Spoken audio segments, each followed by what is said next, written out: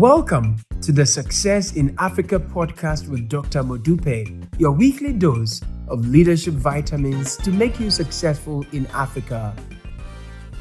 Hello, and welcome to another episode of the Success in Africa podcast. My name is Dr. Modupe Taylor Pierce, and I am a scholar and practitioner of leadership and organizational development. Simply put, I study what makes people successful.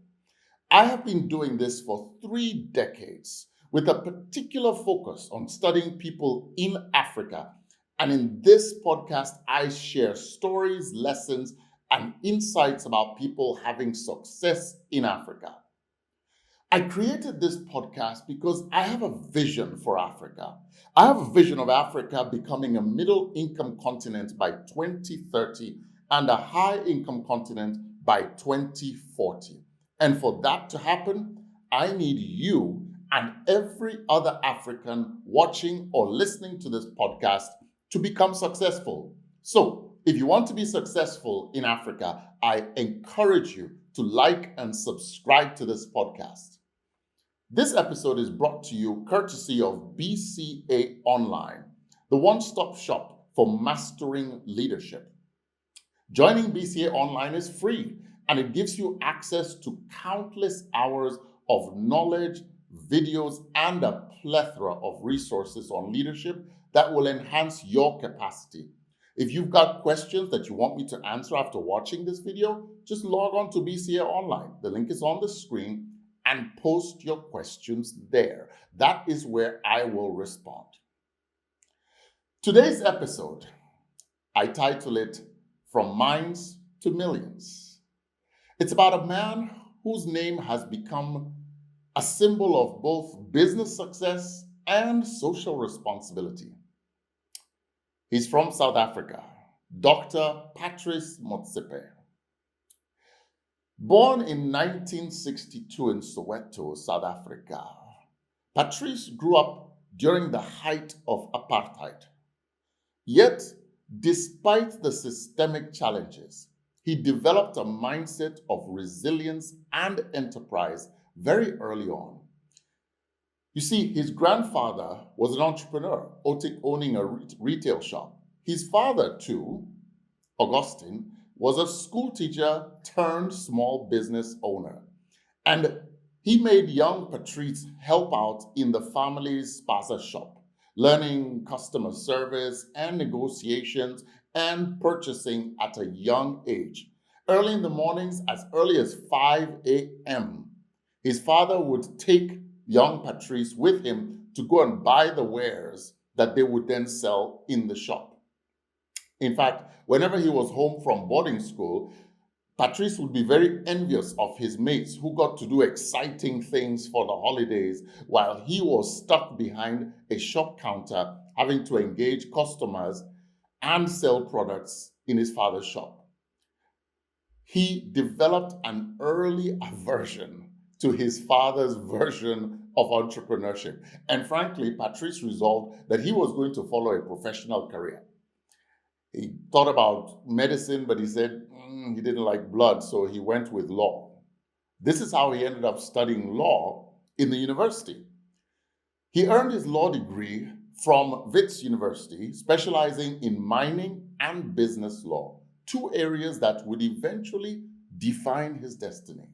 His career at the Baumann Gilfillan law firm gave him a deep understanding of mining contracts, labor law, and corporate structures. These skills which he would then later use to negotiate favorable deals.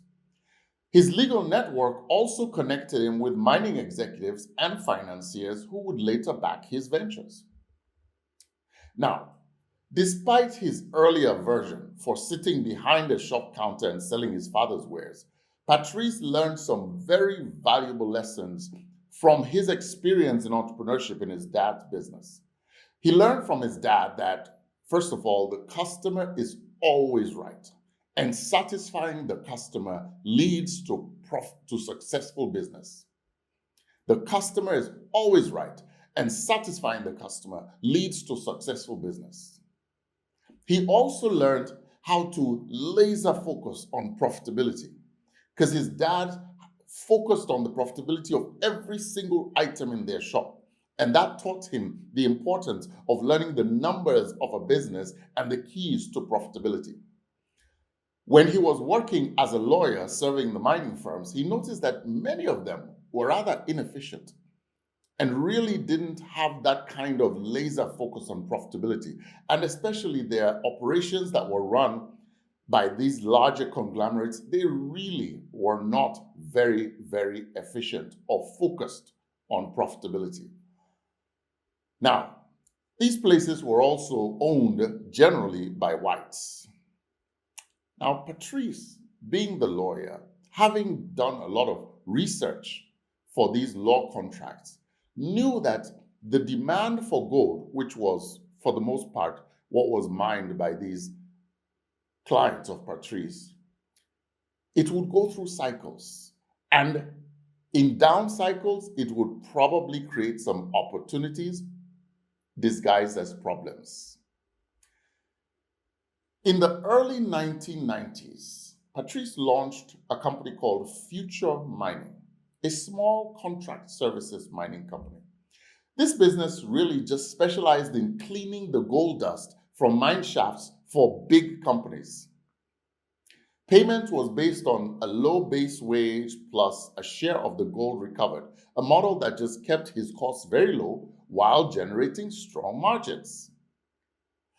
In 1997, while the gold prices were at a historic low and the big mining companies were selling off their high-cost and unprofitable and inefficient mine shafts, Patrice jumped at the opportunity. He knew from experience that these mines were not operationally efficient, and he believed that he could run them much more efficiently. So he negotiated with AngloGold, a big mining company, to sell him 6 marginal shafts for a total of $8.2 million. The key to this deal was that he didn't have to pay the full price up front. The deal was structured so that he could pay from the future profits of the mines. He didn't have to risk a lot of his own cash. He did have some from the future mining company and what he had been doing, but he didn't have to risk a lot of that. And he was betting on his ability to run these mines more efficiently.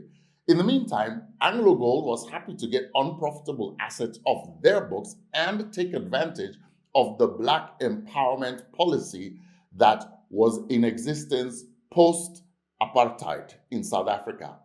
And this policy really encouraged major corporations to partner with Black-owned businesses.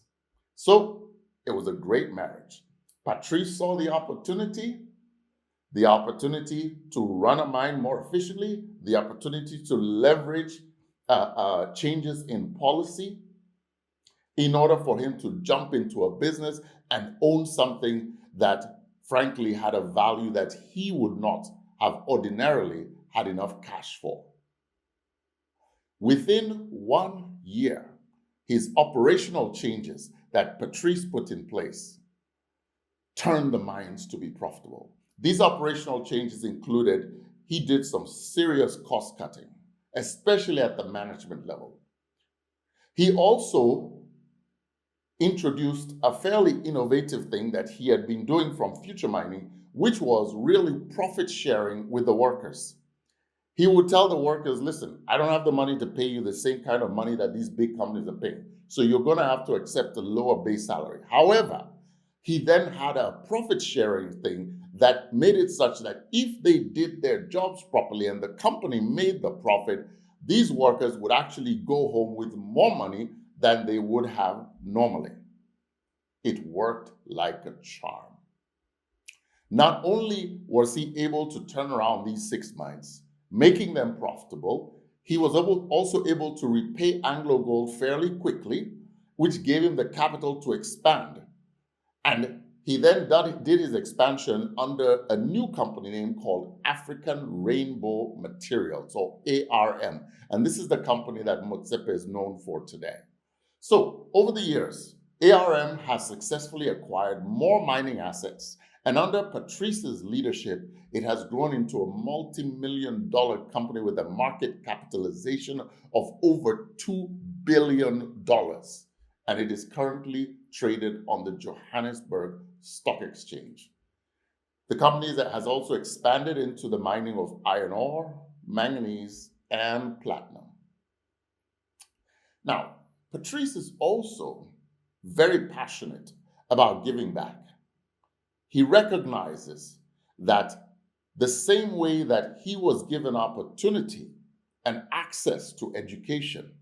In fact, he had to apply for permission to go to Wits University because it was an all-white university. And he was given that opportunity. He wants to give it back. So he and his wife, Precious, they established what is today one of the largest private charitable foundations in South Africa. It's called the Motsepe Foundation.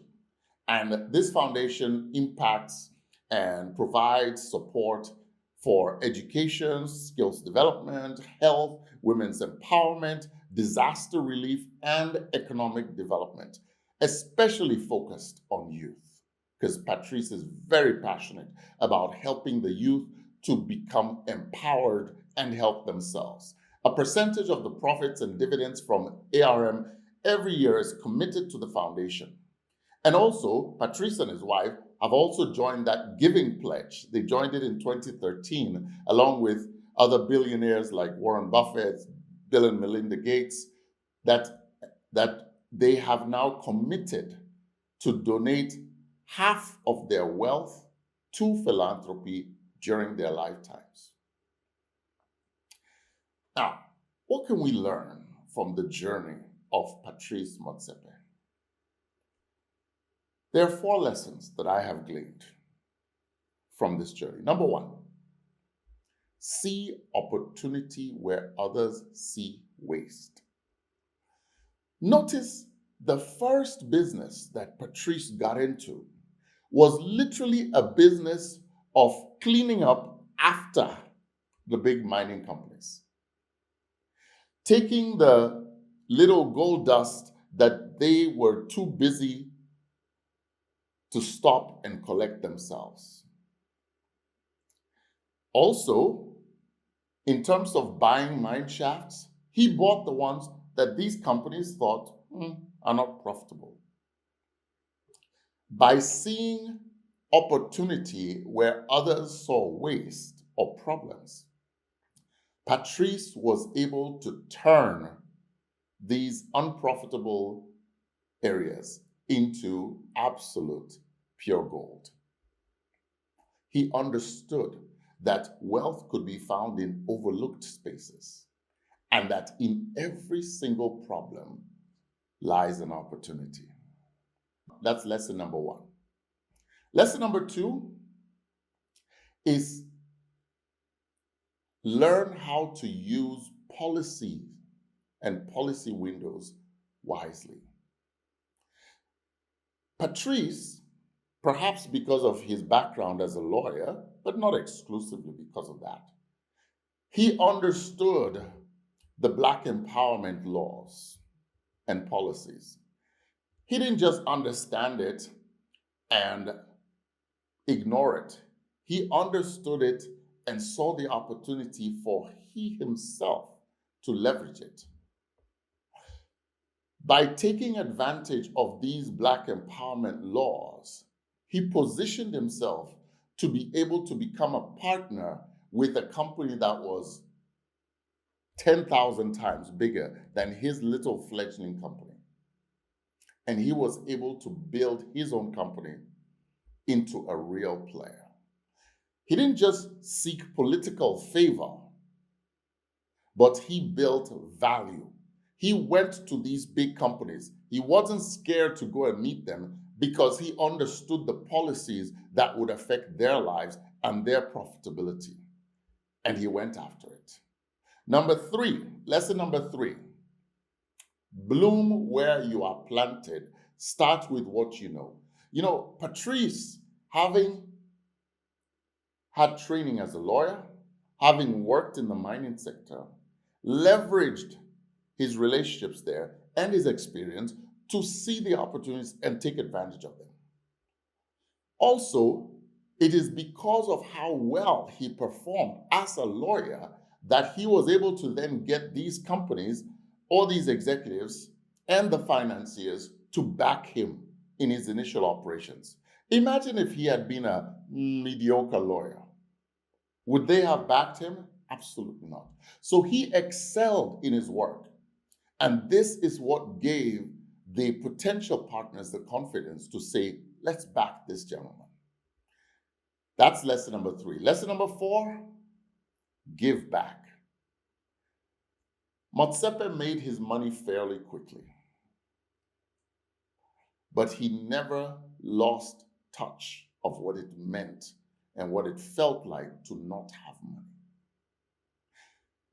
Through the Motsepe Foundation, he has made it a pledge to continue to lift others up with the same kind of opportunities that he also got a leg up with. And that's really important. Today, Patrice Motsepe, Dr. Patrice Motsepe, sits at the top of the African business world. But he remains rooted in his community and committed to transforming Africa. Whether it's through business or philanthropy, Patrice's life is a testament that African excellence is not only possible and scalable, but is absolutely necessary to achieve success in Africa. I hope that all of you will adopt this and go for excellence in whatever area you are. Because whether you know it or not, you are being watched, you are being interviewed. And your future partner, your future financier, your future business partner may be the person who may be watching you both from afar or also receiving service from you. We've now come to the end of today's episode. Feels really fast. But we have to stay within our time. I do hope you've learned a bit more about becoming a success in Africa. Personally, I just love the story of Patrice Motsepe because he almost kind of followed a non-traditional route. He was in corporate life, having success, and then he went back into entrepreneurship, which was his father and his grandfather's roots. But he still utilized the same success policies. Work hard. Be clear about your vision. Don't be scared to go after it. Recognize that the customer is king and be laser focused on profitability. Folks, please don't forget to subscribe to this channel and like this video. Tell your friends about it, because together we can transform our beloved continent of Africa. See you next week. Tomorrow belongs to those people who prepare for it today. See you next week.